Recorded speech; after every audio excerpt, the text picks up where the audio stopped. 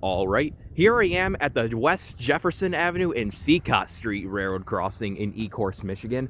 Now, this is another separated crossing owned by the CN Flat Rock subdivision. I only say separated because down over there, back then, back over there are the quad track crossings, and this is, someplace part up that's been divided up by, Mill Street on the Flat Rock sub, and this is where, they go to Flat Rock Yard and load up the trains. So, yeah, I already toured High Street down there and also got it in action earlier, so I decided to go ahead and walk over here and tour this crossing next. So, yeah, this crossing has some pretty neat history and equipment. Owens Street 2 also filmed this in the past, back when it had its original equipment, which I will explain further in a moment. So, with all that said, let's get on to it. So, for the first signal, this has a Satran base, older generation. As you can see, they gave it a fresh coat of paint recently. And here's the emergency information and the dot number for Cicotte Street. I think it's the same for West Jefferson, but I'm saying just in case. And the dot number is 258081T. And if you look up here, there's an old Grand Trunk Western dot tag with the same dot number. But yeah, and for the lights, this has two pairs of Satran 12 by 24 inch GE uniform LEDs, the older gen. And these are sitting on a Satran light bracket. Now, worth mentioning, this signal used to have L and W 8-inch lights, but they were replaced sometime in the early 2010s. And for the bell, this has a General Signals Type 2 electronic bell, which is original. So, yeah, that's the mass signal at Cicotte Street. Now let's go ahead and take a look at these two big, iconic cantilevers at West Jefferson. So, I'm gonna pause and walk.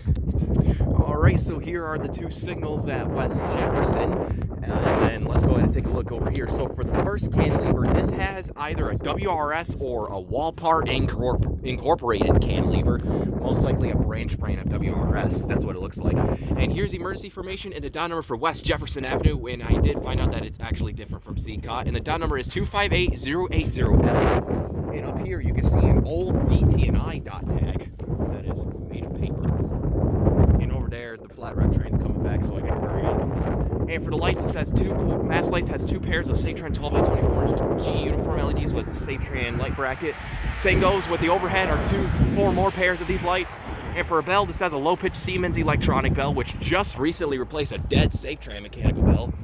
And same goes with the other signal. As you can see, the mass lights sit on a WRS light bracket, and these are all GE uniform LEDs sitting on Satran and WRS light brackets. And for the bell, this one has a high-pitched Siemens electronic bell, replacing another Satran mechanical bell.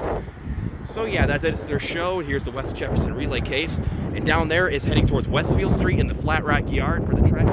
Down there you can see High Street and also the green signal for the train that's about to pass through towards Labate Street. Eventually you'll find yourself at the Ecorse quad track crossing. So yeah, with all that said, this was the Cicotte Street West Jefferson Avenue railroad crossing in Ecorse, Michigan. Pretty neat stuff. I'm gonna go ahead and cross the street so I can get a good view of the other signal.